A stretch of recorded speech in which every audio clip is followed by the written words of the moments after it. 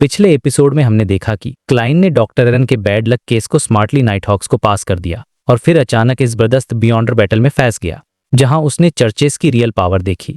इसके बाद शैरन और मैरिक ने उसे एक डेंजरस मिशन ऑफर किया। उनका टारगेट है रोज स्कूल ऑफ थॉट का एक सीक्वेंस 5 रेत जिसके पास एक बहुत पावरफुल सील्ड आर्टिफैक्ट है। मिशन एक्सेप्ट करके क्लाइन ने स्पेशल बुलेट्स खरीदे और मास्टर की वाले हॉन्टेड घर को एक्सप्लोर किया जहां उसने एक भूत को हराकर आखिरकार वो सीक्रेट नोटबुक ढूंढ ही लिया। तो वेलकम बैक गाइड्स, क्या हाल है। सबसे पहले एक दिल से शुक्रिया टू @BadKingGamingYT को सुपर थैंक्स और पूरे सपोर्ट के लिए। आप जैसे लोग ही मोटिवेशन देते हैं कि मैं और मेहनत करूं। Truly I am grateful. और हाँ, आप लोगों को एक बात क्लियर करनी थी। बहुत सारे कमेंट्स आ रहे थे कि 2 आवर की वीडियो क्यों नहीं बनती। दोस्तों, 1 घंटे की वीडियो बनाने में है ना 12 घंटे लग जाते हैं। तो सोचिए 2 घंटे का वीडियो बनाने में कितना टाइम लगेगा। तो आपसे बस इतनी ही रिक्वेस्ट है कि मैं अपना पूरा दे रहा हूँ। आपसे बस इतनी रिक्वेस्ट है कि समझिए मैं अपना बेस्ट दे रहा हूँ। अगला एक और दिल से थैंक यू। हमने अभी 4000 सब्सक्राइबर्स कंप्लीट किए हैं। ये सिर्फ मेरी एफर्ट की वजह से नहीं है, ये आप सबके एफर्ट और ट्रस्ट की वजह से पॉसिबल हुआ है। मैं इसके लिए हमेशा आप सबका शुक्रगुजार रहूंगा। आज हम थोड़ा Q&A कर रहे हैं। सबसे पहला सवाल, मैं स्क्रिप्ट कैसे बनाता हूँ। तो ये सबसे पहला सवाल था बतानी, तो इस पर ही बात करते हैं। तो प्रोसेस सिंपल लगता है लेकिन काफी टाइम कंज्यूमिंग है। मैं जो है ना लॉटेम के चैप्टर्स को ध्यान से रीड करता हूँ, फिर उन्हें अपने वर्ड्स में कन्वर्ट करता हूँ। थोड़ा फनी, थोड़ा रिलेटेबल बनाता हूँ ताकि तुम्हें है ना क्लियरली समझ आए। उसके बाद वॉइस ओवर करता हूँ। यही वो स्टेप है जिसमें सबसे ज्यादा टाइम जाता है क्योंकि ये काफी ज्यादा इंपॉर्टेंट है। तो नेक्स्ट है मैं इमेजेस कैसे बनाता हूँ। तो उसके लिए है ना मैं कम्फी UI का यूज करता हूँ। ये फ्री है, तुम भी ट्राई कर सकते हो, लेकिन हॉनेस्टली थोड़ा टेक्निकल और कॉम्प्लिकेटेड है, इसलिए मैं अभी डिटेल में नहीं जा सकता। अगर इंटरेस्ट हो तो यूट्यूब पे आपको इसका सब कुछ मिल जाएगा। अब थोड़ा पर्सनल स्टोरी टाइम शेयर करना चाहूंगा। तो देखो, ये सब शुरू हुआ था 29 की बात है। कोविड चल रहा था और तब मैं अपना पहला चैनल बनाया। पहले तो मैं GTA सैन एंड्रीज खेलता था उस पे, मतलब उसका ही कंटेंट था। तो फिर मैंने ना वो छोड़ा और फिर मैंने माइनक्राफ्ट एडवांस की हैकिंग वीडियोस बनाना शुरू की। तो उसके बाद है ना मतलब काफी सही चला वो, और उस पे 3000 सब्सक्राइबर हो गए थे। लेकिन 3 साल के बाद वो चलने के बाद है ना वो चैनल हैक हो गया। मेरा जीमेल ही हैक हो गया, तो उसके साथ चैनल भी चला गया। और उसके बाद एग्जाम्स के चक्कर में ना मुझे यूट्यूब छोड़ना पड़ा। चैनल ही गया था तो मैं कुछ कर भी नहीं सकता था। और उसमें मैंने 3 साल मेहनत की थी, तो मोटिवेशन तो मेरा फुल लो चल रहा था और पढ़ाई के चक्कर में ये तो पॉसिबल ही नहीं था। तो फिर मुझे मिला लॉकडाउन में मेरी 12th होने के पहले है ना, मतलब 12th होने के पहले ही थोड़ा मिल गया था कि मुझे आइडिया हो गया था कि लॉकडाउन में चाइना से आने वाला है, उसका एनीमे आने वाला है। तो मैंने ना उसका मानवा भी एक्सप्लेन किया। तो जैसे कि तुम जानते हो, ये मेरा पहला मानवा था जो मैंने रीड किया था और एक्सप्लेन किया था। और जो लॉटेम नोवेल था, यही मेरा पहला नोवेल भी था। इससे ही मेरी एक्सप्लेन करने की जर्नी शुरू हुई थी। अगर तुम मेरी पास्ट वाली वीडियोस देखोगे तो तुम्हें समझ आएगा कि हम कितनी इंप्रूवमेंट कर चुके हैं। तो तब से लेकर आज तक काफी मेहनत लगी है, और जो इम्प्रूवमेंट आप देख पा रहे हो वो सिर्फ आपके कंटिन्यूस सपोर्ट की वजह से पॉसिबल है। मैं जेन्युइनली मानता हूँ कि विदाउट यू ऑल ये जर्नी पॉसिबल नहीं होती। और एक इम्पॉर्टेंट बात, मैं ये जर्नी है ना 12th के बाद की छुट्टियों में स्टार्ट की थी। मतलब अब मैं जो है ना अब बीटेक फर्स्ट ईयर में जा रहा हूँ। हाँ, शायद आपको थोड़ा शॉक लगे क्योंकि काफी बड़ा वाला बॉम्ब फोड़ा है मैंने यहाँ पे।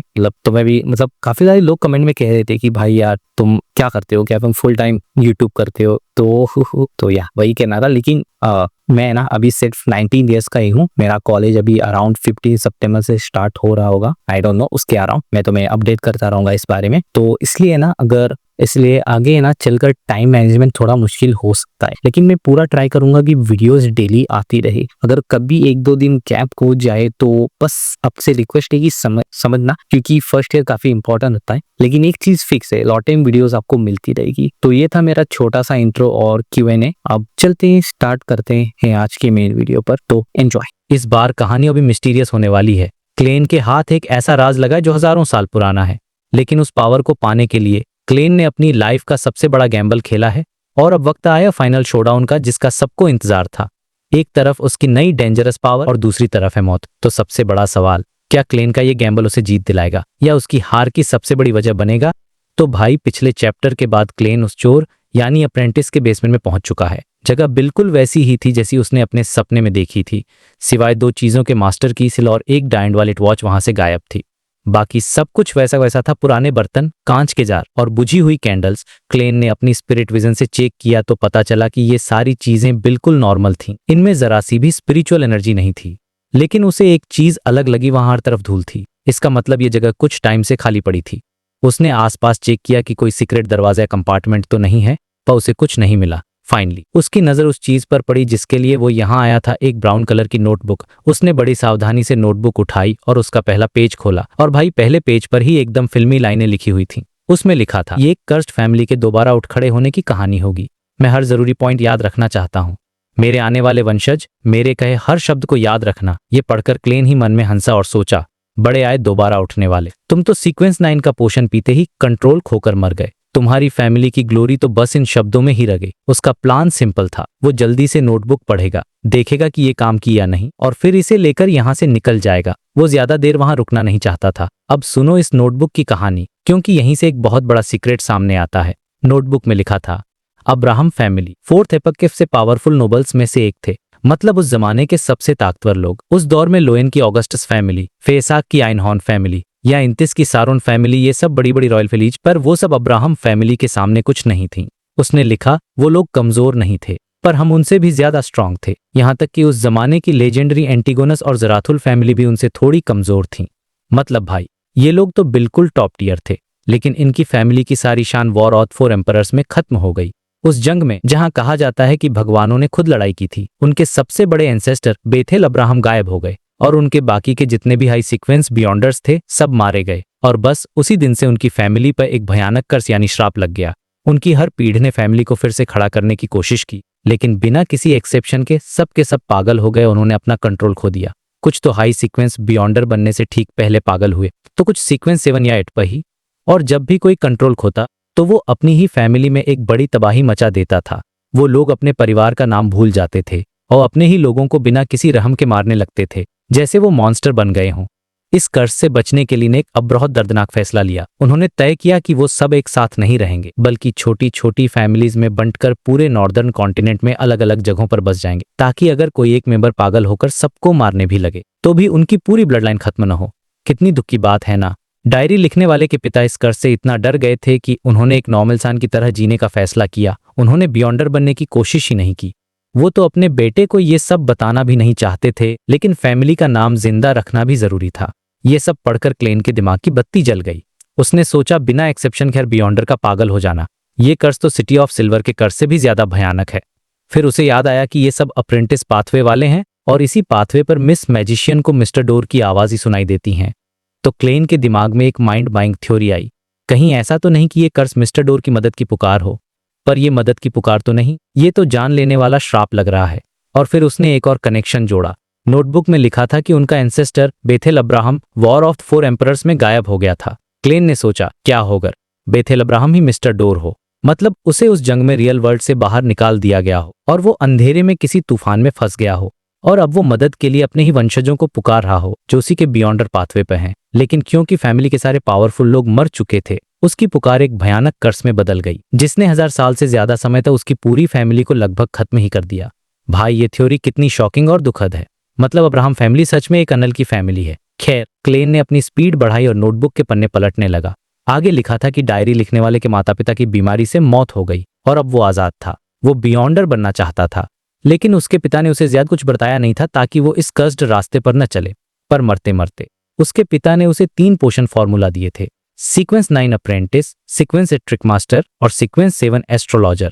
जैसे ही क्लेन ने ट्रिक मास्टर का फॉर्मूला देखा, उसे लगा कि उसका यहाँ आना सफल हो गया। यही तो वो मिस मैजिशियन के लिए ढूंढ रहा था। और एस्ट्रोलॉजर का नाम देखकर उसका एक पुराना शक भी कंफर्म हो गया कि शायद उसका सीयर पाथवे और ये अप्रेंटिस पाथवे हाई सीक्वेंस पर जाकर एक दूसरे से जुड़ जाते हैं। लेकिन भाई, कहानी का सबसे बड़ा ट्विस्ट तो डायरी के आखिर में था। उस लड़के ने लिखा था कि उसने 2 साल मेहनत करके अप्रेंटिस पोशन के सारे इंग्रेडिएंट्स जमा कर लिए हैं, और उसने प्लान बनाया था कि वो फुल मून की रात को पोशन पिएगा, क्योंकि उसे लगता था कि उस रात स्पिरिचुअल वर्ल्ड और रियल वर्ल्ड सबसे करीब होते हैं और ये पोशन पीने का बेस्ट टाइम है। ये पढ़ते ही क्लेन दिमाग घूम गया। उसने मन ही मन में गॉडेस से प्रार्थना की और सोचा, भगवान तुम्हारी अज्ञानता के लिए तुम्हें माफ करे। क्लेन को तुरंत समझ आ गया कि वो लड़का ऑन द स्पॉट कंट्रोल खोकर क्यों मरा, क्योंकि फुल मून की रात को ही तो मिस्टर डोर की आवाजें सबसे स्ट्रांग होती हैं और इस बेवकूफ ने ठीक उसी रात को पोशन पीने का फैसला किया जब उसकी स्पिरिचुअलिटी सबसे अनस्टेबल हालत में होती है। मतलब उसने सीधे सीधे कर्स को दावत दी थी और जाहिर है वो एक झटके में फट गया होगा। इससे क्लेन को मास्टर की का सीक्रेट भी समझ आ गया, वो कि सिर्फ एक बियॉन्डर कैरेक्टरिस्टिक नहीं है बल्कि वो मिस्टर डोर के कर्ज से भी जुड़ी हुई है। इसीलिए वो अपने होल्डर को गलत और खतरनाक जगहों पर पहुंचा देती है। खैर डायरी में और खजाने की इंफॉर्मेशन नहीं थी, तो क्लेन ने नोटबुक उठाई और बेसमेंट से निकल गया। उसने अपनी उंगलियां चटकाई और वहां पड़ी सारी माचिस की तीलियों में आग लगा दी ताकि कोई सबूत न बचे। वहां से निकलकर उसने अपना भेष बदल आधी रात से पहले अपने घर मिन्स्क स्ट्रीट वापस आ गया। उसने ग्रे फॉग के ऊपर जाकर उन तीनों फॉर्मूला को कंफर्म किया और वो असली निकले। इसके बाद उसने द वर्ल्ड को समन किया और उसके जरिए मिस मैजिशियन को मैसेज भेजा। मैसेज था, द फूल जो इस युग से संबंध नहीं रखते, मिस मैजिशियन को बताएं कि मुझे ट्रिक मास्टर पोशन का फॉर्मूला मिल गया है। मैं इसे सन डोमेन की उन चीजों के बदले एक्सचेंज करना चाहता हूं जो शुद्धिकरण और बुरी आत्माओं को भगाने में अच्छी हों। अगर कीमत बराबर नहीं हुई तो मैं गोल्ड पाउंड्स में बाकी पेमेंट करने को तैयार हूं। ये मैसेज भेजकर क्लेन ने अपना काम पूरा कर लिया। अब बस मिस मैजिशियन के जवाब का इंतजार था। तो भाई, चैप्टर की शुरुआत होती है फोर्स के साथ, जो एक राइटर है। फोर्स अपने डेस्क पर कैलेंडर देख रही थी और आने वाली फुल मून की डेट को मार्क कर रही थी। अब देखो, सीन ये है कि फुल मून के दिन उसे बहुत ही भयानक और डरावनी आवाजें सुनाई देती हैं, एक तरह का यूजनरी रेविंग जो उसे बहुत तकलीफ देता है। तो इस बार उसने एक प्लान बनाया था। जैसे ही वो आवाजें शुरू होंगी वो फौरन मिस्टर फूल का नाम जपेगी और उस मुश्किल टाइम को ग्रे फॉग के ऊपर सेफ जगह पर बिताएगी। ये सोचकर उसे काफी सुकून मिला कि चलो लाइफ में अब आगे देखने के लिए कुछ तो अच्छा है। वो अपने हाथ में रखी नॉवेल बंद करके लैंप बुझाने ही वाली थी, तभी कुछ हुआ।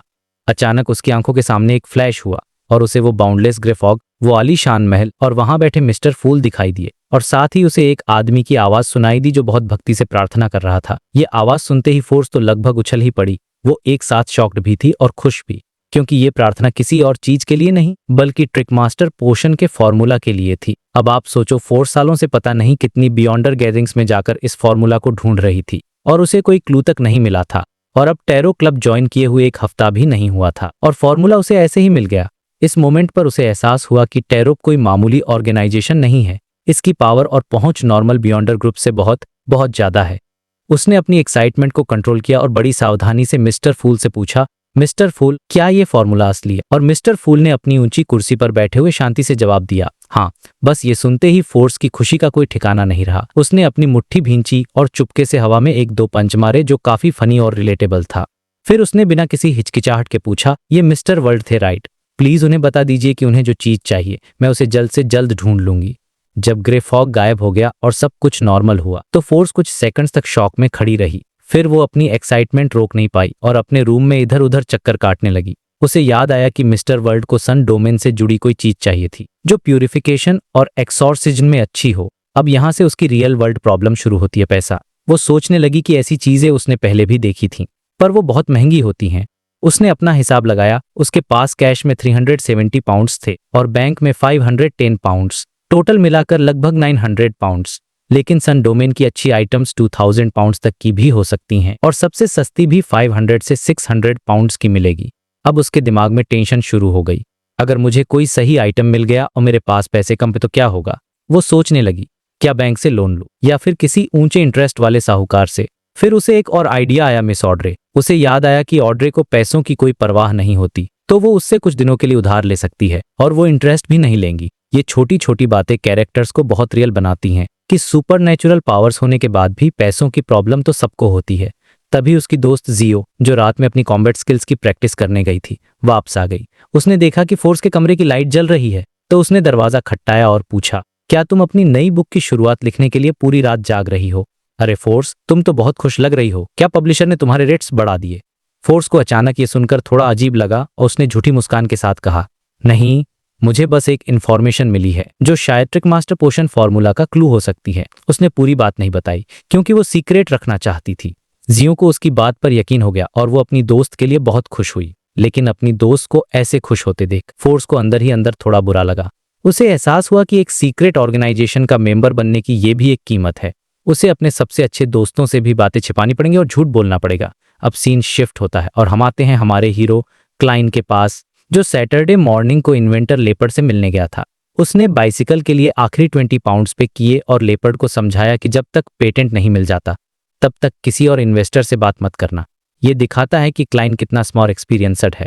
वहां से निकलने के बाद क्लाइन पहुंचा डिटेक्टिव आइजनगार्ड स्टैंटन के घर। आज वो दिन था जब सीरियल किल केस का रिवॉर्ड बंटने वाला था। एक्टिविटी रूम में पहुंचकर क्लाइन अपने जाने माने डिटेक्टिव्स कैसलाना और स्टुअर्ट के साथ बैठ गया। स्टुअर्ट ने उससे पूछा, शर्लोक क्या लगता है इस बार कितना मिलेगा?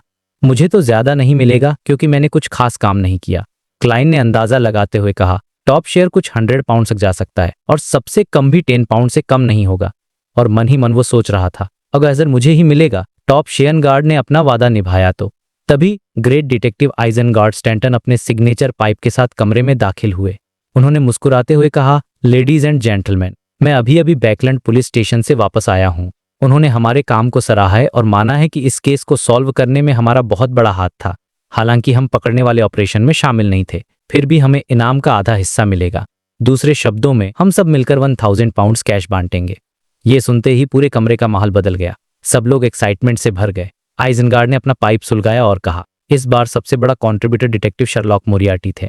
उनके आइडियाज और डिडक्शन की वजह से ही हम सही रास्ते पर चल पाए और क्लूज ढूंढ सके। वो डिडक्शन के एक सच्चे एक्सपर्ट हैं। ये सुनकर क्लाइन भी हैरान रह गया क्योंकि आइजनगार्ड ने सारा क्रेडिट खुद लेने की बजाय उसे दे दिया था। यही वजह थी कि डिटेक्टिव सर्कल में उनकी इतनी इज्जत थी। वो बहुत फेयर इंसान थे। फिर आइजनगार्ड ने अनाउंस किया, मैं डिक्लेयर करता हूं कि डिटेक्टिव शर्लॉक मोरियार्टी को 300 पाउंड्स दिए जाएंगे। 300 पाउंड्स, ये एक बहुत बड़ी रकम थी। सारे डिटेक्टिव्स अब क्लाइन को एक नई इज्जत की नजर से देख रहे थे क्योंकि मिस्टर स्टैंटन ने खुद उसे एक्सपर्ट कहा था। क्लाइन ने भी विनम्रता दिखाने का नाटक नहीं किया और खुशी खुशी ये रिवॉर्ड एक्सेप्ट कर लिया। बाकी का पैसा दूसरे डिटेक्टिव्स में उनके काम के हिसाब से बांट दिया गया और सब लोग बहुत खुश थे।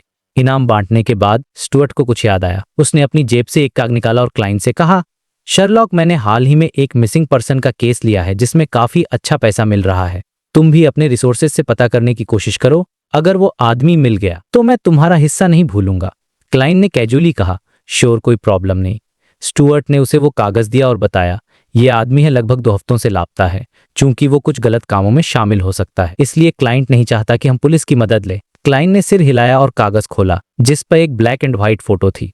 फोटो में एक हैंडसम, लगभग 27-28 साल का आदमी था जिसकी आंखों में एक अजीब सा घमंड दिख रहा था। स्टुअर्ट ने याद करते हुए कहा, हाँ, इसका नाम है एमलिन व्हाइट। ये नाम सुनते ही क्लाइन का दिमाग घूम गया। वो शॉक में स्टुअर्ट की तरह देखने लगा। ये तो वही वैम्पायर है जिसे फादर यूट्रेस्की ने अपने चर्च के बेसमेंट में कैद करके रखा है। मतलब जिस मिसिंग पर्स को ढूंढने के लिए इतना बड़ा इनाम रखा गया है वो तो उसके पड़ोस में ही बंद है।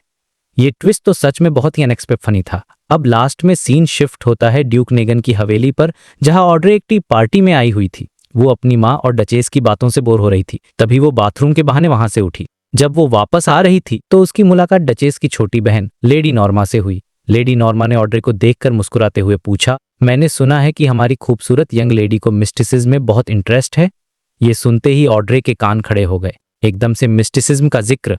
उसे तुरंत शक हुआ कि कहीं ये साइकोलॉजी अल्केमिस्टिस की तरफ से टेस्ट करने भेजा गया। वो फौरन एक टेलीपैथिस्ट वाले स्टेट में चली गई और थोड़ा शर्माते हुए सिर झुकाकर बोली, जी। और यहीं पर ये चैप्टर एक सस्पेंस के साथ खत्म हो जाता है। तो पिछले चैप्टर में हमने देखा था कि कैसे क्लेन ने उस सीरियल किलर के केस को सॉल्व करने में मदद की थी और अब इस चैप्टर की शुरुआत होती है हमारी लेडी ऑड्रे के साथ। ऑड्रे की बात चल रही थी लेडी नॉर्मा से और जैसे ही ऑड्रे ने अपनी दिलचस्पी दिखाई, लेडी नॉर्मा हंस पड़ी। उन्होंने कहा, कितनी ईमानदार बच्ची हो तुम। मैं मिस्टिसिज्म के कुछ एक्सपर्ट्स को जानती हूँ जो बहुत नॉलेजेबल हैं। क्या तुम उनसे बात करना चाहोगी? अब देखो, ये लेडी नॉर्मा सीधी साधी नहीं है। वो ऑड्रे को टेस्ट कर रही थी। ऑड्रे ने भी फुल एक्टिंग की, एकदम सरप्राइज होने का नाटक करते हुए अपने चेस्ट पर क्रिम्सन मून का साइन बनाया और बोली, हाँ हाँ बिल्कुल, मैं तो यही लेडी। लेडी नॉर्मा भी खुश हो गई और उन्होंने ऑड्रे को अगले आफ्टरनून टी पर इन्वाइट कर लिया। ऑड्रे ने तुरंत नो प्रॉब्लम कह दिया। उसकी आंखों में एक्साइटमेंट और मासूमियत का परफेक्ट मिक्स था। मतलब एक्टिंग तो नेक्स्ट लेवल चल रही थी दोनों तरफ से। लेकिन जैसे ही ऑड्रे वहां से निकली और लिविंग रूम की तरफ जाने लगी, उसके चेहरे से वोकली स्माइल धीरे धीरे गायब हो गई। उसका पूरा पोस्चर एकदम शांत और रिलैक्स्ड हो गया, जैसे कोई प्रोफेशनल एक्टर अपना रोल खत्म करके नॉर्मल हो जाता है। और यहाँ पर आता है असली ट्विस्ट। ऑड्रे अपने मन में सोच रही थी, लेडी नॉर्मा की बॉडी लैंग्वेज, उनके इमोशंस का कलर और उनके हार्ट एंड माइंड में हो रहे छोटे छोटे बदलाव, ये सब यही बता रहे हैं कि उनके मन में कोई बुरा इरादा तो नहीं है, लेकिन वो काफी नर्वस थी। इसका मतलब लेडी नॉर्मा सच में साइकोलॉजी अल्केमिस्ट्स की मेंबर हो सकती हैं। अब सोचो, ये कितनी बड़ी बात है। ऑड्रे को एक और सीक्रेट ऑर्गेनाइजेशन का मेंबर मिल गया था। ऑड्रे आगे सोचती है, वो मेरे एक्सप्रेशन और एक्शन को ऑब्जर्व कर रही थी, लेकिन वो खुद अपने इमोशंस को कंट्रोल या छिपा नहीं पा रही थी। शायद वो भी सूजी की तरह एक स्पेक्टेटर है, लेकिन बेचारी को ये नहीं पता था कि उनके सामने एक टेलीपैथिस्ट खड़ी है। भाई ये सीन पढ़कर मुझे तो मजा आ गया। मतलब लेडी नॉर्मा सोच रही थी कि वो ऑड्रे को पढ़ रही हैं, पर असल में ऑड्रे उनके पूरे दिमाग का एक्सरे कर चुकी थी। ऑड्रे को इस बात पर थोड़ी बेचैनी भी हुई और साथ में गर्व भी महसूस हुआ, और वो एकदम ग्रेसफुली एक सीधी लाइन में चलने लगी। ये उसके कॉन्फिडेंस को दिखाता है कि अब वो इस गेम की एक प्लेयर बन चुकी है। अब सीन शिफ्ट होता है और हम आते हैं क्लेन के पास। वो डिटेक्टिव आइजनगार्ड स्टैंटन के घर पर था। उसे सीरियल किलर केस में मदद करने के बदले में इनाम के पैसे मिल रहे थे। क्लेन के होंठ कुछ कहने के लिए कांपे, लेकिन आखिर में उसने कुछ नहीं पूछा। वो स्टुअर्ट से ये नहीं पूछना चाहता था कि उसका एम्प्लॉयर कौन है या कैसा दिखता है, क्योंकि ये मामला वैम्पायर एमलिन व्हाइट से जुड़ा था। क्लेन ने डिसाइड कर लिया था कि वो एमलिन व्हाइट के मामलों से जितना हो सके दूर ही रहेगा, क्योंकि एमलिन भले ही खुद को एक कानून मानने वाला वैम्पायर कहता हो, लेकिन क्लेन को उसकी पास्ट लाइफ के बारे में कुछ नहीं पता था। क्या पता उसने भी किसी बेगुनाह को नुकसान पहुंचाया हो। इसी वजह से क्लेन के अंदर उसे बचाने की कोई मोटिवेशन नहीं थी। वैसे भी एमलिन को फादर त्रावस्की ने पकड़ा था, जो एक डॉन पैलाडिन थे, यानी एक बहुत पावरफुल फाइटर। क्लेन ने सोचा कि इस पंगे में पड़ना बेवकूफ़ी होगी और इससे उसकी असली आइडेंटिटी भी सामने आ सकती है। तो क्लेन ने मन ही मन एमलिन के लिए प्रार्थना की और सोचा, चलो उम्मीद है कि वो जल्द ही उस प्रीस्ट का भरोसा जीत लेगा और अपनी सजा पूरी करके पैरोल पर बाहर आ जाएगा। इनाम के पैसे बंटने के बाद सब डिटेक्टिव्स चले गए और क्लेन को स्पेशल ट्रीटमेंट मिला। उसे खुद ग्रेट डिटेक्टिव आइजनगार्ड दरवाजे तक छोड़ने आए। आइजनगार्ड ने अपना पाइप पकड़ते हुए कहा, इस सीरियल मर्डर केस में अभी भी कुछ सस्पिशियस पॉइंट्स हैं। हमें लगता है कि किलर के पीछे कोई और भी बड़ा और खूंखार आदमी छिपा हुआ है। तुम इस बात का ध्यान रखना कि ये बात किसी को ना पता चले कि इस केस में तुम्हारा एक इंपॉर्टेंट रोल था। क्लेन को समझा गया कि ऑफिशियल बियॉन्डर्स को भी उस बड़े से डेविल डॉग के मालिक पर शक है। क्लेन ने सीरियस होकर कहा, मैं जानता हूं, मुझे भी ऐसा ही कुछ शक था। मिस्टर स्टैंटन, आपको भी सावधान रहना होगा, क्योंकि आपने ही हम सबको इकट्ठा किया था। आइजनक, चिंता मत करो, मैं भले ही अब जवान नहीं रहा, लेकिन मैं आज भी एक बेहतरीन फाइटर और शानदार मार्क्समैन हूं। क्लेन ने मन में सोचा, और आप एक हाई प्रोबेबिलिटी बियॉन्डर भी हैं, बस ये नहीं पता कि कौन से पाथवे से। दोनों डिटेक्टिव्स ने एक दूसरे को देखकर स्माइल किया, जैसे एक दूसरे की ऑब्जर्वेशन स्किल की तारीफ कर रहे हों। रात होने से पहले कि क्लेन अपने अपार्टमेंट फिक्स स्ट्रीट लौया, उसने अपने पैसे गिने। अब उसके पास 1224 पाउंड्स कैश, 5 गोल्ड का और कुछ छुट्टा था। ये एक बहुत बड़ी रकम थी, खासकर ये सोचकर कि वो बैकलैंड कितना गरीब आया था। लेकिन फिर उसे याद आया कि सीक्वेंस 6 के बियॉन्डर इंग्रेडिएंट्स कम से कम 1500 पाउंड्स के आते हैं, और कभी कभी तो रेयर होने की वजह से उनकी कीमत कई गुना बढ़ जाती है। उसने सोचा कि ब्लैक एम्पर पोशन फार्मूला के बदले में वो उस आर्टिसन वाली लेडी से ज्यादा पैसे भी नहीं मांग सकता, क्योंकि वो अभी सिर्फ सीक्वेंस 9 पर है। खैर, इन सब बातों को साइड में रखकर क्लेन सीधा अपने बेडरूम में गया, पर्दे लगाए और ग्रे फॉग के ऊपर चला गया। उसके दिमाग में एक आइडिया था जिसे वो वेरीफाई करना चाहता था। द फूल की सीट पर बैठकर उसने अपनी वो पुरानी पीत की मास्टर की उठाई। उसे शक था कि इस मास्टर की पर मिस्टर डोर के खतरनाक इल्यूजनरी रेविंग्स का असर है, खासकर फुलमून के टाइम पर। उसने एक पेन और पेपर लिया और उस पर डिवाइनेशन स्टेटमेंट लिखा। फुलमून के दौरान ये क्या असर दिखाती है, ये सोचकर उसे खुद पर हंसी भी आई। मैं फिर से मौत को दावत दे रहा हूँ, लेकिन इस बार ज्यादा खतरा नहीं होना चाहिए, क्योंकि मिस्टर डोर रियल वर्ल्ड से बहुत दूर हैं और मेरे पास ग्रेफॉग की शील्ड भी है। ये एक बहुत बड़ा रिस्क था, लेकिन हमारा क्लेन तो एक्सपीरियंस्ड हो चुका है ऐसे रिस्क लेने में। उसने अपनी आंखें बंद की और 7 बार वो स्टेटमेंट दोहराया, और वो एक सपने में चला गया। उसने फिर से वही बेसमेंट देखा जहां अब्राहम फैमिली के उस वंशज की मौत हुई थी। अचानक क्लेन के कानों में एक बहुत ही तीखी खोखली आवाज गूंजी। ऐसा लगा जैसे कोई पतली सुई उसके सिर में घुस रही हो और धीरे धीरे अंदर जाकर सब कुछ खुरच रही हो। ये दर्द इतना ज्यादा था कि क्लेन की नींद तुरंत टूट गई और वो सीधा होकर बैठ गया। उसने देखा कि उसके हाथ की नसें उभर आई हैं, लेकिन वो जल्दी ही नॉर्मल हो गईं। उसने सोचा, ये दर्द इटर्नल ब्लेजिंग सन को देखने या ट्रू क्रिएटर के गुस्से को सुनने से तो काफी कम था। अगर मैं रियल वर्ल्ड में होता तो मेरा रिएक्शन बहुत बुरा होता। उसे ये भी रियलाइज हुआ कि मिस मैजिशियन अगर हमेशा ऐसी आवाजें सुनती हैं तो वो अब तक कंट्रोल कैसे नहीं खोई। फिर उसने ध्यान से याद करने की कोशिश की कि उसने क्या सुना था। वो आवाज एंशिएंट हर्मिस भाषा में असिस्टेंस मांग रही थी, मतलब मदद मांग रही थी। क्लेन के मुंह का कोना खिंच गया। उसे समझ नहीं आया कि हंसे या रोए। ये तो सचमुच में डेथ स्टाइल वाली मदद की गुहार थी। उसने मजाक में सोचा, काश मैं रोज स्कूल ऑफ थॉट के लोगों को फुल मून की रात में मिस्टर डोर की आवाज सुनवा पाता। वो लोग तो एक एक करके फट जाते। खैर, इस प्लान को साइड रखकर क्लेन रियल वर्ल्ड में वापस आया, डिनर किया और कपड़े बदलकर घर से निकल गया। वो ब्रेवहार्ट्स बार के बाहर पहुंचा, एक चक्कर लगाया और बिना कुछ ऑर्डर किए वहां से निकल गया। उसने नोटिस किया कि कैस्पर्स वापस आ गया है। फिर क्लेन ने एक किराए की गाड़ी ली और चेरवुड बोरो की तरफ जाने को कहा। जैसे ही घोड़ा आगे बढ़ा, उसके सामने एक इल्यूजनरी फिगर आई। ये मिस शेरन थीं, जो अपने ब्लैक रीगल ड्रेस में थीं। शेरन ने सीधे पूछा, तुम्हारी तैयारी हो गई? क्लेन ने ईमानदारी से कहा, अभी नहीं, मैं अभी भी एक आइटम का इंतजार कर रहा हूँ। शेरन ने अपनी शांत नीली आंखों से देखते हुए कहा, मैंने एक मिस्टिकल आइटम तैयार कर लिया है। क्लेन को तुरंत समझ आया, ओह तो इसीलिए तुमने 1000 पाउंड्स के लिए 3 दिन का बॉडीगार्ड बनने का मिशन लिया था। तुम्हें उस आइटम पर नजर थी, पर पैसे नहीं थे। क्लेन ने मुस्कुरा, काजी मत करो, जितनी अच्छी हमारी तैयारी होगी सक्सेस के चांस उतने ही ज्यादा होंगे। फिर क्लेन ने अपने आने का असली मकसद बताया, मैं तुम लोगों की एक एक्सपेरिमेंट में मदद लेने आया हूँ। उसने कहा, मैरिक के डिस्क्रिप्शन के हिसाब से तुम दोनों के कर्स अलग अलग हैं। फुल मून के दौरान उसे खून की प्यास लगती है और वो लड़ नहीं पाता, और तुम्हें जिंदा रहने के लिए इंसानी आत्माओं को एब्जॉर्ब करना पड़ता है, सही है? शेरन ने चुपचाप सिर हिलाया। हाँ। क्लेन ने अपना प्लान बताया, तुम्हारी प्रॉब्लम का तो मेरे पास अभी कोई सोल्यूशन नहीं है, लेकिन मैरिक की प्रॉब्लम को हम टेम्परेली दबा सकते हैं। जैसे कि सही दवा लेकर उसे एक ऐसी स्टेट में ले आए जहां उसे कोई इमोशन ही महसूस ना हो, इस तरह वो लड़ाई में हिस्सा ले पाएगा। शेरन ने सिर हिलाकर कहा, यह काम नहीं करता, ऐसी दवाइयां अब उस पर बेअसर हो चुकी हैं। क्लेन ने पूछा, अब बेअसर हैं? मतलब पहले काम करती थी, क्यों? शेरन ने बताया कि मैरिक ने पास्ट में बहुत ज्यादा इंजेक्शन लिए हैं और अब उसे नए टाइप की दवा ढूंढना मुश्किल हो गया है।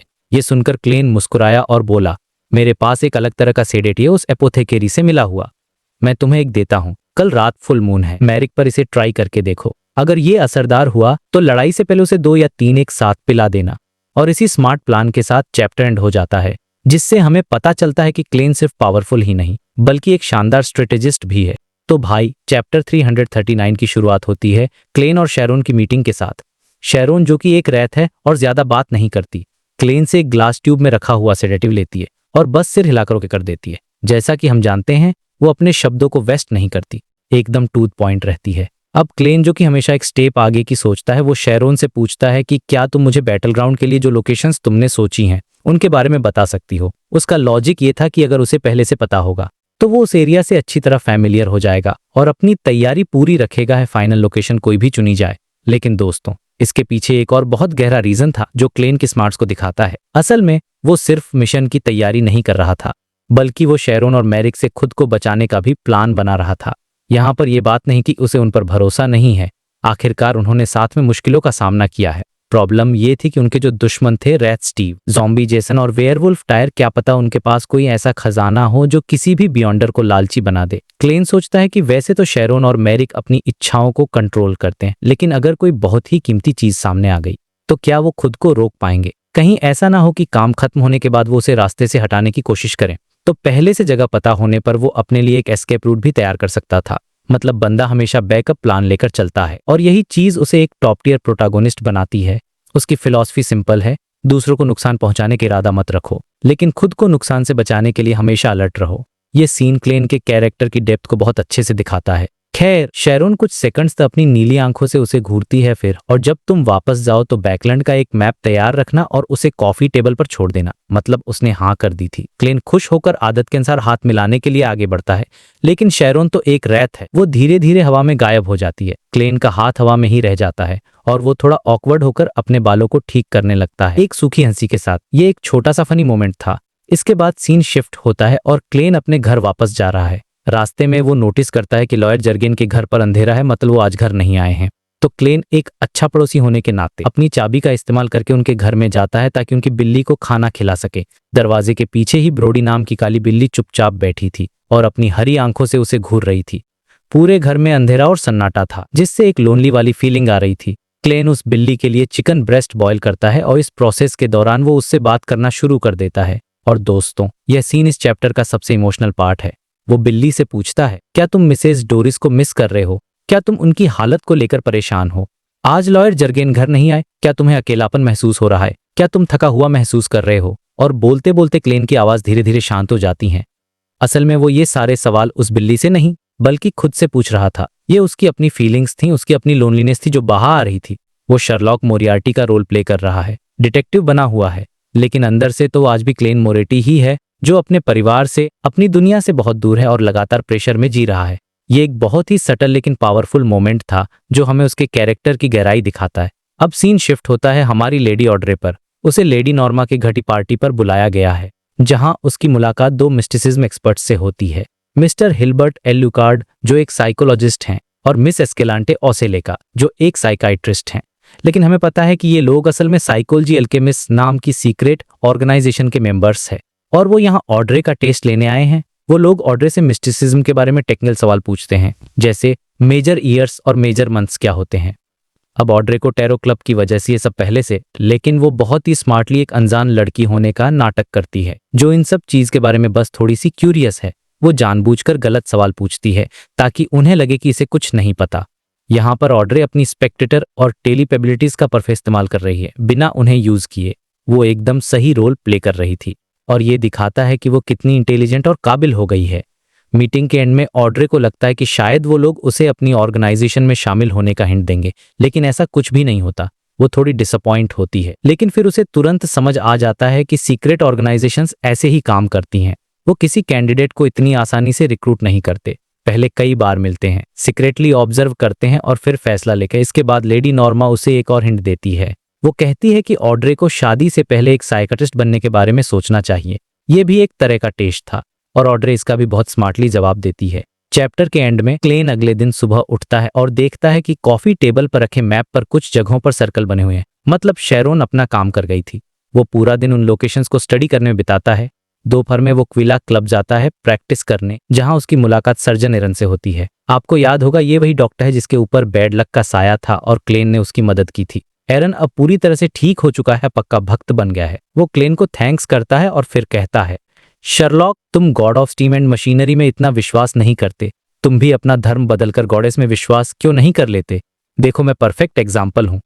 मतलब क्लेन ने जिसकी मदद की वही उसे कन्वर्ट करने की कोशिश कर रहा है। ये एक काफी फनी और लाइट हार्टेड नोट पर चैप्टर खत्म होता है। तो भाई कहानी आगे बढ़ती है और क्लेन की लाइफ में अब सोशल चीजें भी होने लगी हैं।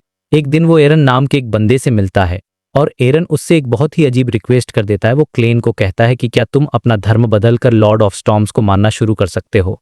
ये सुनते ही क्लेन का दिमाग घूम जाता है। मतलब यार, कोई ऐसे सीधे सीधे किसी को धर्म बदलने के लिए कैसे बोल सकता है? उसका मन तो किया कि वो अपने गॉड का सिंबल बनाकर उसे दिखाए, पर उसने बहुत सीरियस होकर जवाब दिया, देखो भाई, फेथ या विश्वास कोई ऐसी चीज नहीं है जिसे बार बार बदला जा सके। एरन को अपनी गलती का एहसास होता है और वो तुरंत माफी मांगता है। कहता है कि हमें दोस्त बने रहना चाहिए, धर्म बीच में नहीं आना चाहिए। ये बात सुनकर क्लेन थोड़ा मुस्कुराता है और कहता है, ये बात तुम फैसाक या फेना पॉटर में जाकर नहीं बोल सकते, वहां तो सिर्फ एक ही धर्म चलता है। खैर, ये सब हल्की फुल्की बात के बाद क्लेन मुद्दे पर आता है और एरन से पूछता है कि क्या उसे वो बच्चा विलोसेप्टिन दोबारा मिला, वही बच्चा जिसने टैरो कार्ड से एरन की किस्मत के बारे में बताया था। क्लेन को यह जानना था कि नाइटहॉक्स उस बच्चे तक पहुंचे या नहीं, और क्या उसके पास अभी भी वो टैरो कार्ड है। लेकिन एरन कहता है कि हॉस्पिटल से जाने के बाद उसने इस बच्चे को कभी नहीं देखा। क्लेन थोड़ा निराश होता है क्योंकि वो खुद इस मामले में इन्वॉल्व नहीं हो सकता था और उसे डर था कि शायद वो बच्चा अपनी फैमिली के साथ कहीं और चला गया हो।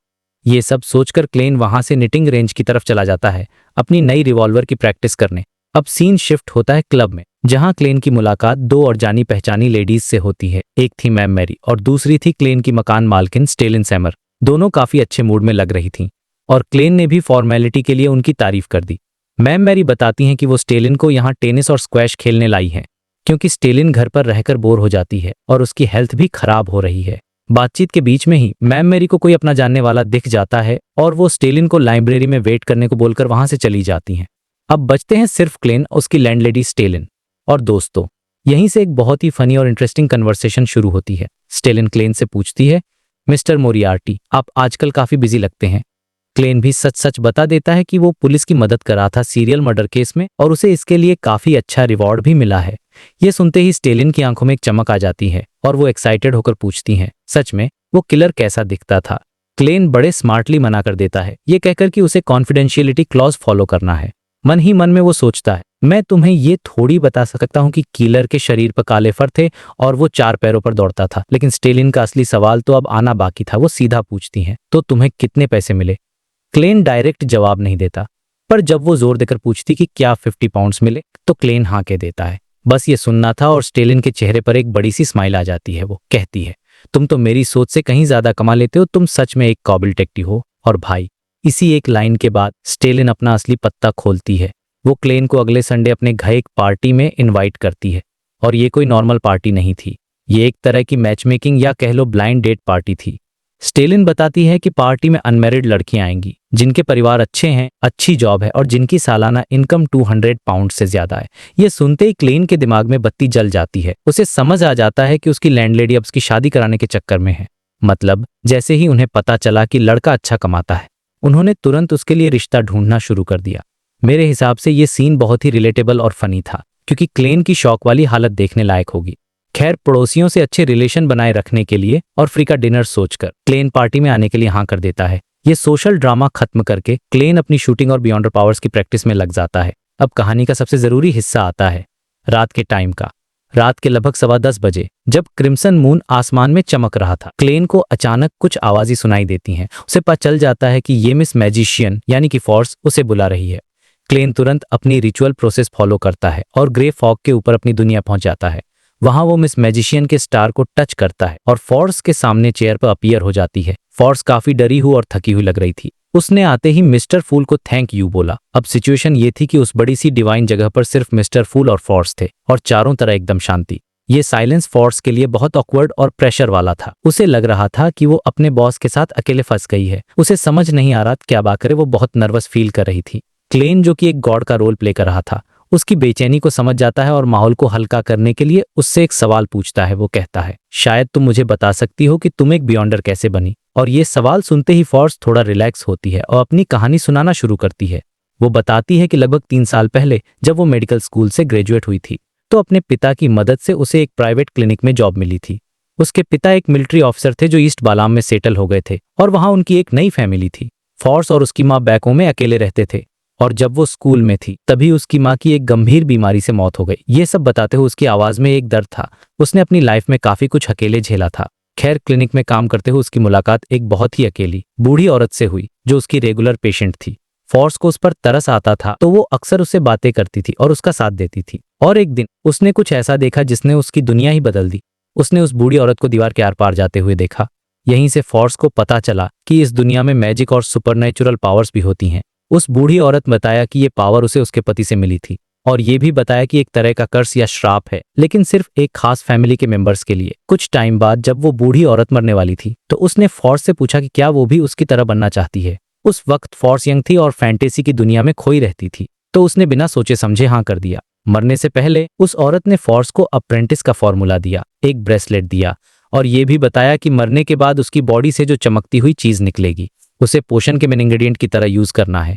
उसने फोर्स को वॉर्न भी किया था कि ब्रेसलेट को सिर्फ एक्सट्रीम डेंजर में ही यूज करना और फुल मून के दिन आने वाली आवाजों पर ज्यादा ध्यान मत देना।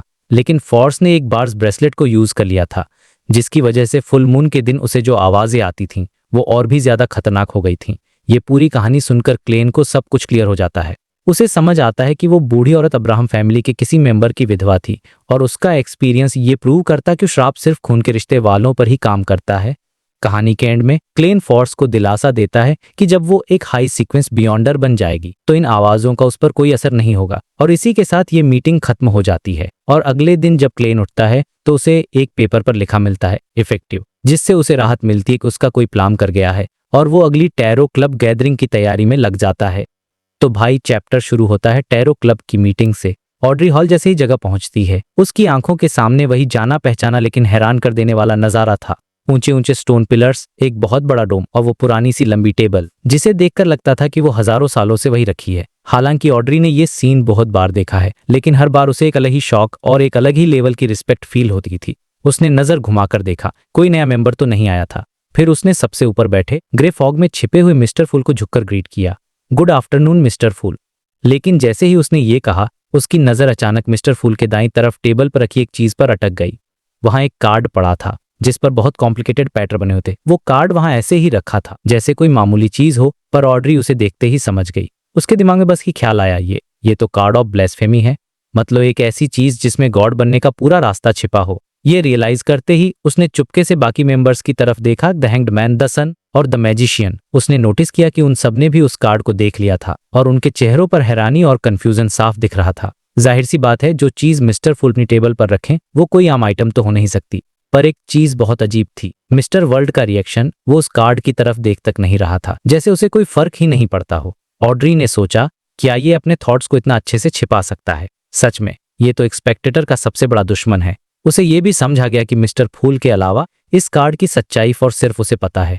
यह सोचकर उसे एक अजीब सी खुशी और प्राइड फील हुई, बिल्कुल वैसी जैसी बचपन में पेरेंट्स के साथ कोई सीक्रेट शेयर करते हुए होती थी, जब उसके 2 बड़े भाइयों को कुछ नहीं पता होता था।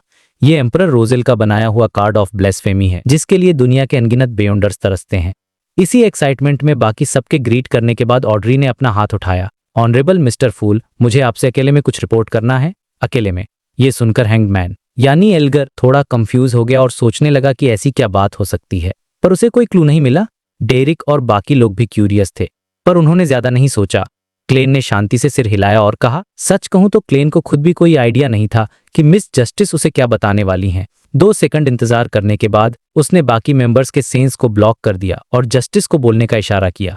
ऑड्री एकदम डिग्निफाइड पोजीशन में बैठी और बहुत सिंसियर एटीट्यूड के साथ बोली, मिस्टर फूल, जैसा कि मैंने एक बेयोंडर गैदरिंग में स्पेक्टेटर फॉर्मूला खरीदने की बात की थी, उसके बाद से साइकोलॉजी एल्केमिस्ट के 2 सस्पेक्टेड मेंबर्स ने मुझसे कांटेक्ट किया है। मैं उन्हें ज्वाइन करने का सोच रही हूं, पर सिर्फ तभी जब मेरी सेफ्टी की गारंटी हो।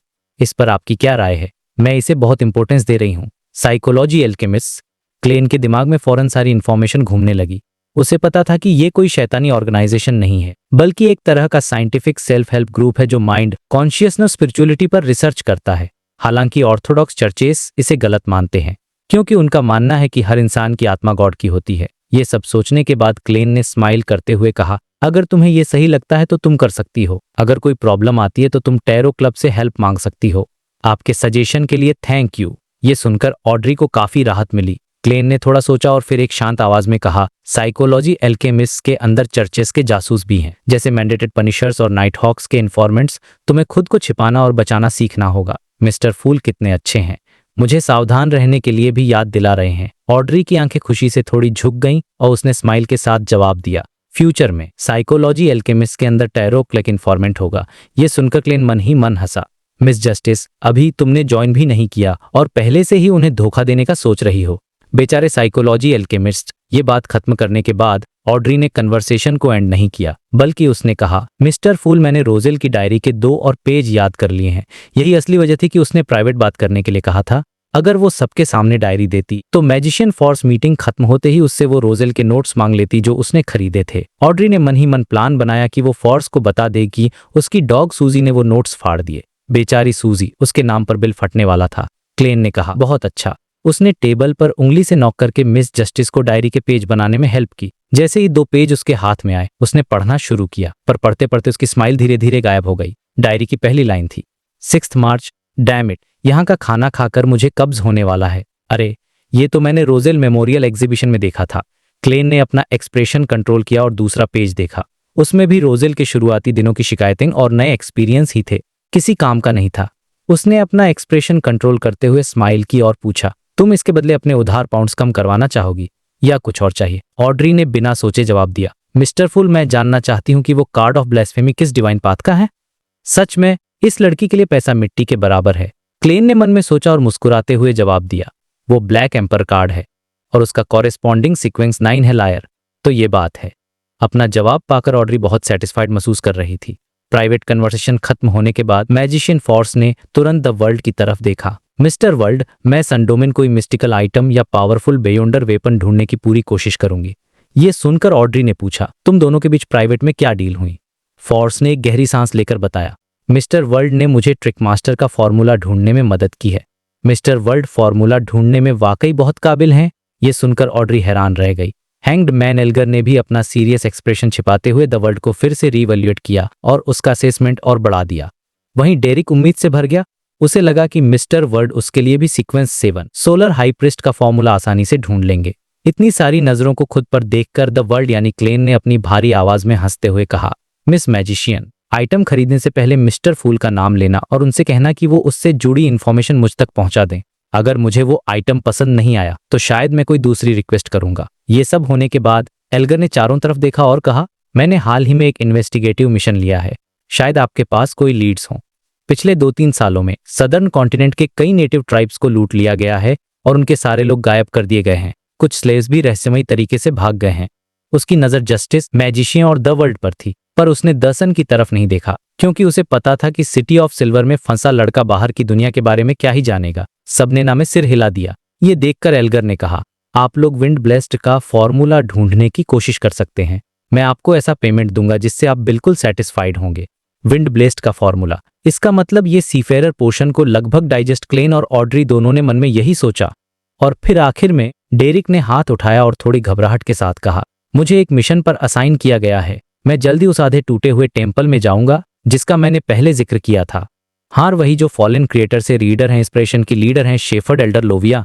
क्या आपके पास कोई सजेशन है? तो भाई, टैरो क्लब की मीटिंग चल रही है और माहौल एकदम सीरियस। दसन यानी अपना यंग लड़का डेरिक एक बहुत ही खतरनाक मिशन के बारे में एडवाइस मांगता है। वो एक पुराने आधे टूटे हुए टेम्पल को एक्सप्लोर करने जाने वाला था और जैसे ही क्लेन ये सुनता है उसके दिमाग में एक ही जवाब आता है, भाई जितना दूर रह सकते हो उतना दूर रहो, भूलकर भी मत जाना उधर।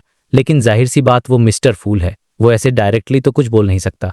उसे अपना मिस्टीरियस और पावरफुल गॉड वाला इमेज भी तो मेंटेन करना है। तो वो चुपचाप बैठा रहता है, देखता और देखे कि बाकी लोग क्या करते हैं। इस पॉइंट पे मुझे हमेशा क्लेन का कैरेक्टर काफी कूल लगता है। वो जल्दबाजी नहीं करता, हमेशा पहले सिचुएशन को एनालाइज करता है।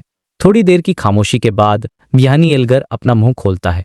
अब ये बंदा जो है ना, ये टैरो क्लब का सबसे चालाक और रोड फॉक्स टाइप का मेंबर है। वो डेरिक की तरफ देखकर बहुत ही शांत आवाज में बोलता है, तुमने इन्फॉर्मेशन बहुत कम दी है, ऐसे में हम कोई यूजफुल एडवाइस नहीं दे सकते। उसने कहा कि हमें बस इतना पता है कि उस टेम्पल में यानी फॉलन क्रीटर की मूर्ति है, पर उसके अलावा वहां और क्या है ये जाने बिना कोई एनालिसिस करना मुश्किल है।